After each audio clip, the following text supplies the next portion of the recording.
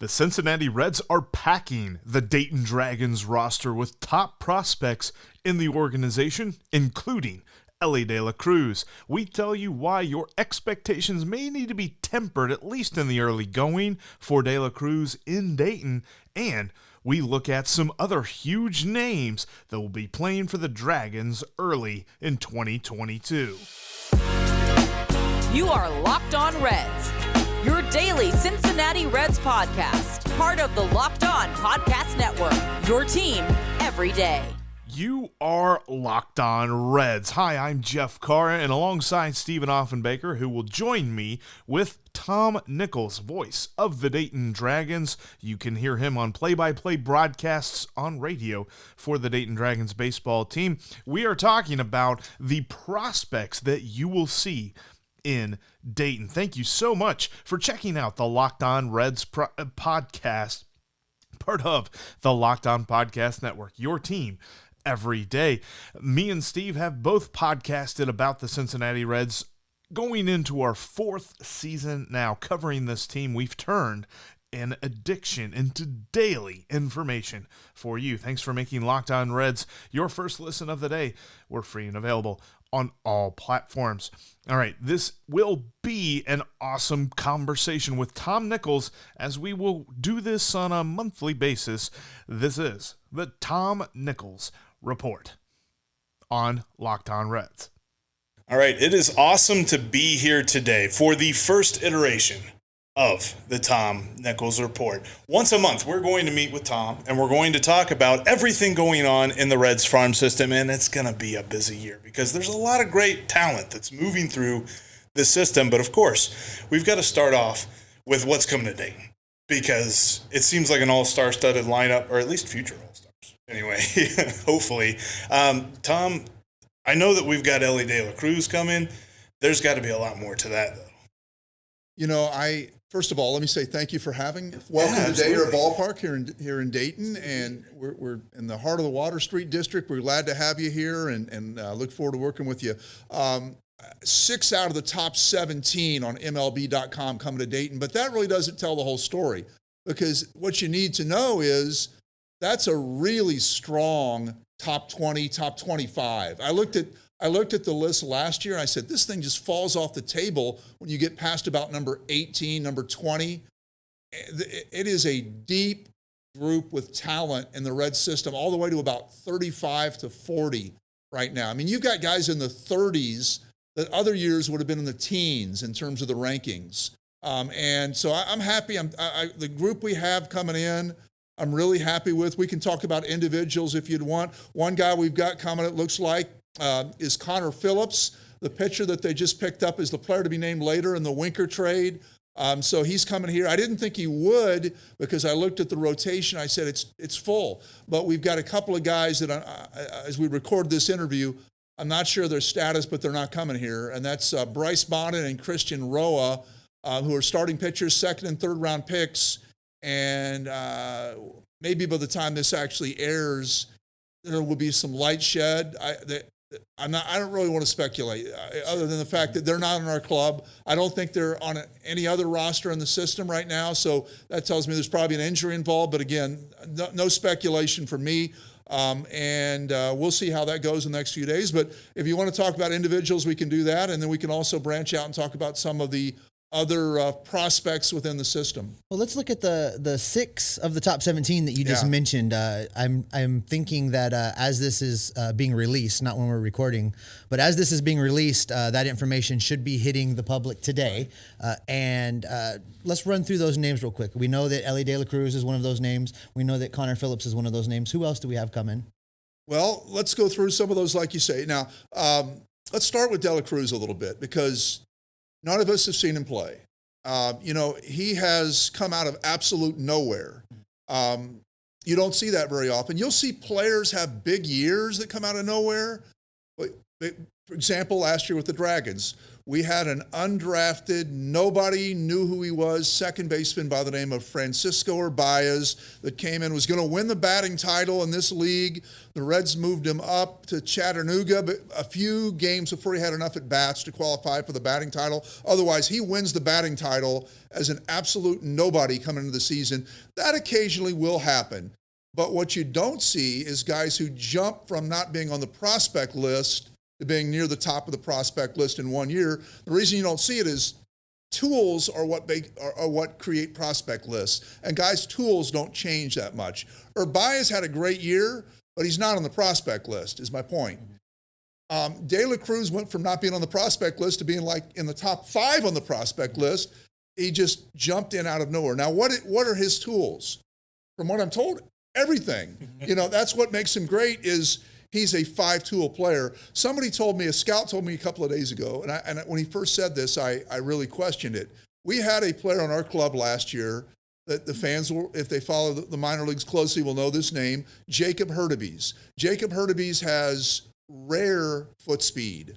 I mean, if you look at a 5-year period, he'll probably be your fastest player, typically. He would be our top 5 over the last 10 years in terms of speed. You take Billy Hamilton, Jose Siri, he might be number 3, okay? Tremendous foot speed, okay? A scout told me De La Cruz, who's 6'5", is faster than Hurtubise. That's saying something right there, okay? When I hear those kind of things, I've been doing this for 35 years, so I'm a little skeptical. I say, I want to see this kid play because I hear those things and I've heard stuff like that before and it didn't quite turn out. But okay, so he's got great speed. He's got great power. He's an outstanding shortstop at 6'5". So he's got a strong arm.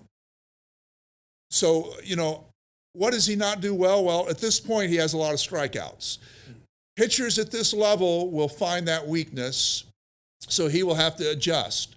But outstanding all-around player. If you look at the list right now, you would see him at number 3, but ahead of him would be Hunter Greene and Nick Lodolo. Hunter Greene is going to start in the major leagues. As he record this, we think Lodolo also will, but no announcement has been made. So if those two are there, it would mean that De La Cruz would be among players in the minors, number 1. The last time the Dragons had a player as the Reds' number 1 prospect while he was playing in Dayton would have been Homer Bailey in 2005. So you're going back 17 years since the Dayton club had a player who was number 1 at the time he was here. Now, we had guys who went on, later became number 1s, like Jay Bruce, Robert Stevenson, etc. The last time we had a guy number 1 while he was with us would have been 2005 Homer Bailey. So that's one guy. That's an interesting guy. All of us are going to enjoy watching him play to see what it is that everyone's talking about. No doubt. I can tell you everyone we've talked to that has seen him has not been disappointed. Right. So I'm looking forward to it too, Tom. I made this statement on Twitter the other day, and it got picked up by a few people and this is true, I didn't exaggerate this, sort of the things that scouts are telling me are amazing to a point that I haven't ever heard anything like this in my time in Dayton for a player coming to us out of spring training. I asked a scout the other day, I said, ask 10 scouts who have seen the Reds farm system to pick a 2022 Reds minor league player of the year. That was my question. Ask 10 scouts right now. What would you get? He said, you'd probably get 7 or 8 De La Cruzes and a couple of Matt McLeans, 2 or 3 Matt McLeans. And so those two would be the two that would get the most votes. And so we'll see. I'm anxious to see him play. One of the things you've always got to keep in mind, and I've seen this, I always worry, you move to a new level, especially a guy who's never played in cold weather. And in the Midwest, we're going to get some chilly weather in April. And I mean to tell you, it is cold here right now. Listen, I'm a Hawaii dude. Yeah. I've got my coat on. It is cold. So, right, it is. So you start out, you've never played in cold weather. It's not easy to hit in cold weather, even if you have played in cold weather. And if you get off to a slow start and you're a guy that everybody's talking about, and everybody's talking about you, and you still get off to a slow start, then that player's got to be able to reach down and say, I'm not going to let this slow start affect my confidence. I'm not going to put extra pressure on myself. I'm already getting him off to a slow start, which is not fair on my part. Tempering expectation. Yeah, right. But if it happens, I've seen guys come in, all these expectations, and you put pressure, and then all of a sudden the performance. Now, a guy that had the same kind of deal when he came in was Hunter Greene. A story of struggle for Hunter Greene gives us a peek into how Elly De La Cruz may perform early on in Dayton. That's coming up in just a moment. But first, I must tell you about the wonders of Built Bar. You got to check out Built Bar today at Built.com and use the promo code LOCKED15 to save 15% off your next order. They've got all kinds of amazing flavors that are made with 100% real chocolate. But of course, we are talking about a protein bar that has the healthy statistics of a middle-of-the-order hitter. Talking about an average of 130 calories, up to 17, sometimes 18 grams of protein. You've also got 4 grams or less of net carbs and 4 grams or less of fat. You should check it out today at Built.com. I'm talking about flavors like Cherry Barcia. There's the puffs that are protein-packed marshmallows. That's right. We got protein in marshmallows now. And it's all at Built Bar at Built.com. Use that promo code LOCKED15 to save 15% off your next order and take your snack game to the major leagues. That's Built Bar at Built.com with the promo code LOCKED15. Thanks again for making Locked On Reds your first listen of the day. We're free and available on all platforms. On tomorrow's episode, you're not going to want to miss it. We have got a special roundtable episode where Steve and I sit down with the other hosts in the NL Central and break down how we think this year is going to go. Spoiler alert, there was a lot of talk about the Brewers winning the division. That's coming up on tomorrow's Locked On Reds and really all of the NL Central podcasts as a whole. Around the league, we are doing roundtable episodes previewing each division. You're not going to want to miss that. And the best way to not miss it is to subscribe on any platform, all of your favorite podcasting platforms, and right here on YouTube. All right, back to our conversation with Tom Nichols. Hunter Greene came in, again, unbelievable amount of buzz, of course. I'm sitting in my radio booth. It's the day he's making his full season debut in 2018. It's a day like today, meaning it's a chilly day. Game time temperature was probably about 40. And my question I'm wondering about, and not really talking to anyone about it, just thinking about it, is how hard is he really going to throw? Because we'd heard a lot of things, but I can't tell you how many times I've heard, so-and-so threw 98 out in Arizona, and he gets here, and it's like 93, and he throws the first pitch of the game, and it's 100 miles an hour. And so that was it, but the problem was he really struggled with us the first month he was with us. And he did maintain a positive attitude. He didn't let it bother him. And it was hard for him. I mean, you had all kinds of media coming for Hunter Greene starts who were only with us for 1 day a week. And that was the day he was pitching. And then he had to, as an 18-year-old kid, face that group of media after having a game that did not go the way anyone might have hoped it would. Keep in mind, if you look back at the numbers, the day-to-day, his ERA the first week of May in 2018 was over 10. That's into the first week of May. He had to go out there every 5 days and face the media with games like you would have to have an ERA of over 10. Okay? So he maintained a positive attitude. And by the time we got into later May, June, he was pretty dominant. And by the time we got into the 1st of July, he was showing the Hunter Greene that everyone hoped they would see. And so it was a process that took some time with him, and some adjustments had to be made. So the point is, long story short, you have to really be able to face that failure if there is some, and every player will have it, and go through that and not let it take down your confidence and then start pressing, trying too hard, trying to do things you can't do. So anyway, back to your question. Okay, so we've talked about, now we've got a couple other guys I think most years you would look at and say, that's your star. Mm-hmm. But this year, they're 2, 3, 4, 5 on the list. Let's go with Matt Nelson, okay? Matt Nelson is a catcher. Led the entire nation in home runs last year at Florida State. Led the whole country in home runs as Division I. He's our catcher. He's not even the big story, okay? He's our catcher. Supplemental first-round draft pick out of a big school, big college program in a great conference, okay?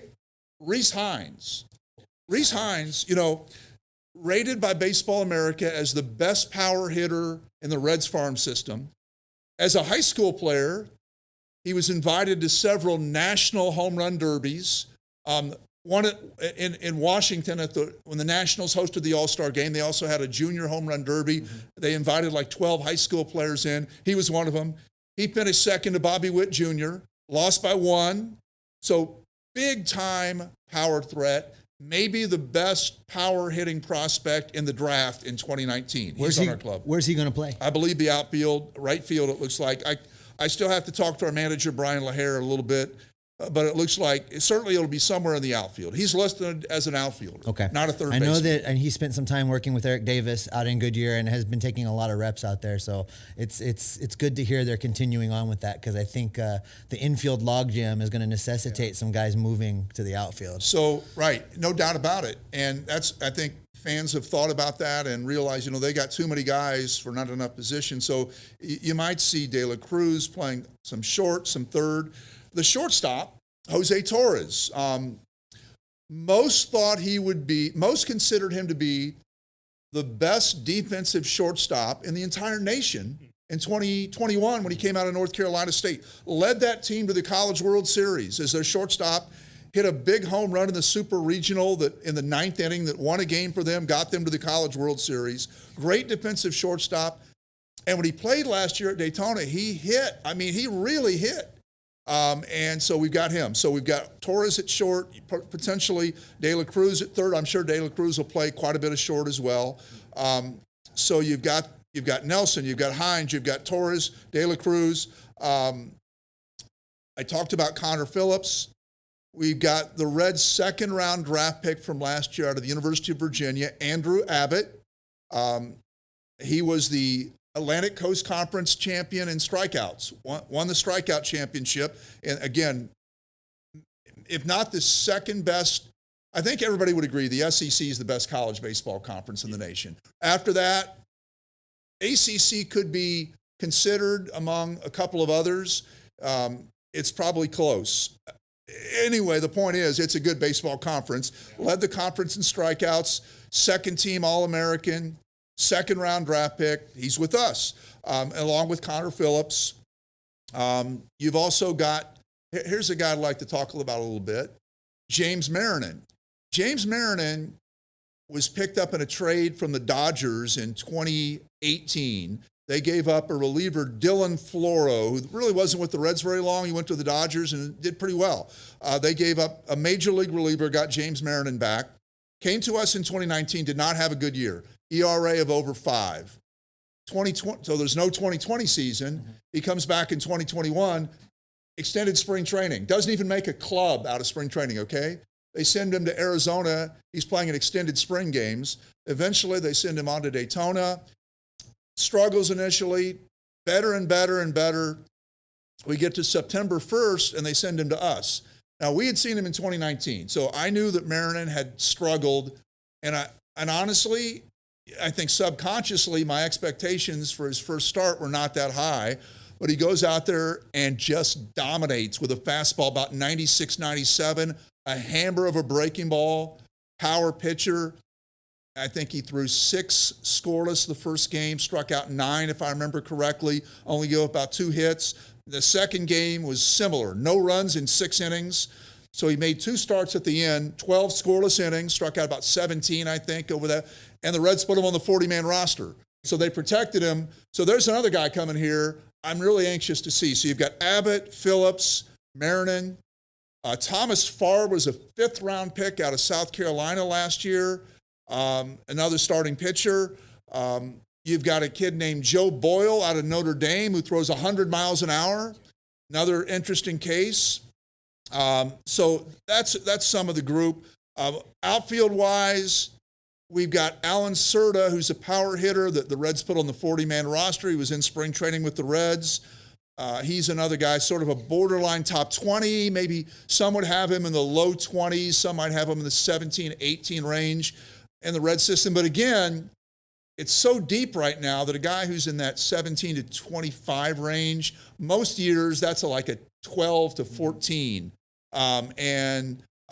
So Serta is another guy that I really like. So we've talked about De La Cruz, Hinds, Nelson, Abbott, Phillips, Torres, Serta, Marinin, Boyle. Those are all good prospects that I'm happy to have with our club, and I think the fans will enjoy watching.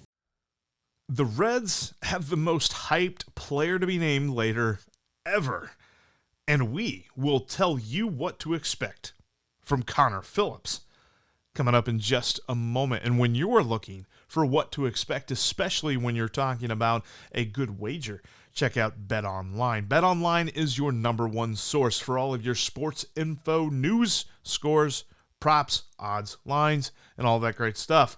BetOnline has you covered when it comes to baseball season, as there's all kinds of great props and different futures bets you can check out. The Reds win total currently setting at 73.5. I think I might still take the over on that right now, but you got to get it, and you got to check it out at BetOnline. And it's more than just baseball. They've got basketball as the NBA's heading into playoff season, the NHL, boxing, UFC, and you can live bet all those games as well as find your favorite Vegas casino games, all at BetOnline. And you're not going to want to miss all of the great offers that they have for you in season, every season, really. Baseball, basketball, all of that great stuff. They've got an offer for you.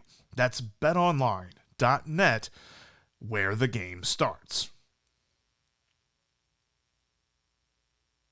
Make sure that you are following us on Twitter. You can follow myself at Jeff Carr with 3 Fs, or you can follow Steve at S. Offenbaker, and you can follow the show at Locked On Reds as well. There's also a YouTube page right here. There's also a Facebook page, and there's an Instagram page. Just search Locked On Reds. Let's stay with the pitchers for just a minute. And Jeff alluded to this for just a second as he was setting up that last question. But Connor Phillips coming in, you talked a little bit about the pressure that Hunter Greene faced when he was here as a number 1 draft pick and so on and so forth. With Connor Phillips coming here, and as much as both Nick Krall and the Seattle, Jerry kind of hyped this player to be named later. Right. With Seattle saying, oh God, man, this is going to hurt us. We really don't want to give this guy up. And Nick saying, that player that's coming, we really like him. It's got to be the most hyped player to be named later ever. The expectation was, it's set kind of high. Yeah. So I know you have probably taken a minute or two and poked around what you could find on him. So can you tell us a little bit about what we should expect from him as he takes the mound here in Dayton? When the news broke, I immediately texted one of the scouts that I talked to, and I said, I just don't know if we'll get him because he pitched low A last year. He's got a great arm. Pitched low A last year, and his ERA was in the, I think, sort of mid 4s. Mm-hmm. And I looked at our rotation. I said, where's there a spot that when you talk about Abbott and Marinin and Farr, and at that time, I thought we were getting Roa and Bonin, and as we record this, I'm not sure their status, but they're not coming here. I said, there's not a spot. And so maybe he goes back to low A, and then so there is now a spot for him. So he might be of the group, the guy that you look at and you say the potential is there. He's going to be maybe a little more raw, I think, if you look at what he did. He had a lot of walks last year, but he's got this great arm. He's a junior college guy. He's not out of he's got further to go. He was a junior college guy that they moved along in the Seattle system pretty aggressively. So, he doesn't have a 3-year background in the ACC like Farr and Abbott, or 4 years. So he's got a little further to go, but the potential is still there. MLB.com has him at number 14 in the Red system. That's right behind Abbott, who was the Reds' second-round pick last year and has done absolutely nothing to indicate that it should be lower. So you've got sort of a variety of types of prospects here. You've got polished college pitcher, and then you've got unpolished kid with a big arm that's coming in. And sometimes you talk about these things, and the three of us can get together at the end of the season and say, what we knew going in and what things looked like coming out were a whole lot different. So right. I found it interesting just how fast Nick Krall proclaimed he was coming to Dayton. He's coming to this level. When you look at Phillips' season last year, as you kind of mentioned, he made 16 starts at Modesto. He got 1 start at High A at Everett, and you're spot on with the numbers you cited from his low A performance. So I was kind of interested in how the placement was going to be, but I did find it, maybe just a little curious at just how fast Nick Krall came out and said what they were going to do with him, and I think maybe that also goes back to that hype a little bit. He didn't want to leave him twisting. He didn't want to leave any room for questioning. He just proclaimed it already. So, I'm excited to see what he does up here with you guys because, when we talked about him last week on the podcast, huge upside. This is one of those guys with huge upside, and there seems to be a lot of people we talk about nowadays in this minor league system that we start the conversation with, wow, huge upside. No doubt about it. And, I always, when I look at where players are started out of spring training, there's about 3 or 4 guidelines that you look at. The guys that are the top prospects, you sort of build your rosters from the inside out around those guys. In other words, let's take Matt McLain, for example, okay? Matt McLain came out of UCLA, number 1 pick last year. They would have determined as a consensus, maybe with Barry Larkin's input, perhaps, I'm not sure who would have been in the conversation, where do we think he should start this year, okay? So once they decided where his skill level would be best competitive and best to develop, that's where he's going to go. It doesn't matter whoever else might have thought they should have been in Chattanooga or would have been in line or would have moved up to that level or, who would have maybe deserved that based on the number 1 pick sets his own timetable. Then you build around it with the other guys. So there are a few blue chip guys in every organization that they sort of look at and say, okay, where does he belong? We'll put him there and not worry about availability of roster spots or whoever else might be in the picture. We'll put him where we think he needs to go and then build around him. With most players, it doesn't really work that way. It's a matter of you look at the rosters and the number of bodies and the number of spots, and you say, well, we've already got our outfield filled at Chattanooga, so Quinn Cotton, who was with us last year and led us in home runs, he's back with us, because there's not really a spot in Chattanooga for another outfielder. So he got bumped back to us. But with these guys that we're talking about, Phillips, for example, if they thought he was best suited to go to Daytona, even if there was a roster spot in Dayton in the starting rotation that was unclaimed, unassigned, they would still send him to Daytona. They were going to put him at the level where they think he is best served. And so that makes, and I think the fact he did play low A last year. He's a younger guy. He will be one of the younger starting pitchers in our league. I think he's, if I'm not mistaken, I think he's like 20, but almost 21. Average age for a pitcher in our league is 23. You'll see some 24s, 25s, even a few 26s. So he'll be on the young side, and experience-wise, again, being a JC guy, he'll be a little younger as well. So interesting guy to watch. I'm just as anxious to see him as you are because, he's a brand new guy to the organization that no one's seen play. That's all right. Well, hey, Tom, I appreciate you. We're going to do this on a monthly basis. We got a lot more coming up. We're going to continue to look at the farm system, but definitely wanted to kind of preview what's going on here with Dayton with all these exciting players coming in, and we'll look to talk to you again soon. Thank you. I look forward also to the other clubs, not just the Dayton club, and seeing how guys like Austin Hendrick and some of our guys from last year that are moving up. I mentioned Matt McLean. Eduardo Salazar was a starting pitcher we had last year that's moving up. Carson Spires was a nice starting pitcher for us that I think's got a chance to really be good. He's moving up to Daytona. To Chattanooga. So those are some names that I'm looking forward to watching with some of the other clubs. So thanks for having me. It's always great getting the chance to talk with Tom Nichols, and I'm very glad that we will be having the voice of the Dragons on the podcast on a monthly basis. You're not going to miss it. We will look at the goings-on of the Reds farm system, as this seems to be a year in which we should probably pay close attention to what is going on throughout the Reds minor leagues. I'm sure we'll talk to Doug Gray about that as well. It's always good to have Tom Nichols on, though. We're looking forward to more from him. All right, coming up tomorrow, huge show. Locked On NL Central Roundtable. We preview everything going on in the NL Central for 2022. You are not going to want to miss it. Thanks again for making us your first listen. Now go make Locked On MLB Prospects your second listen, as Lindsey Crosby is a veritable encyclopedia of prospect knowledge as he looks around the minor leagues and gives you the up-to-date information on the up-and-coming players. He also will talk a little college baseball, too. That's the Locked On MLB Prospects podcast, just like Locked On Reds, free and available wherever you get your podcasts. We are so close, so very close to opening day. It's just days away at this point. But you can expect that right here, Locked On Reds, we will be Locked On Reds every single day.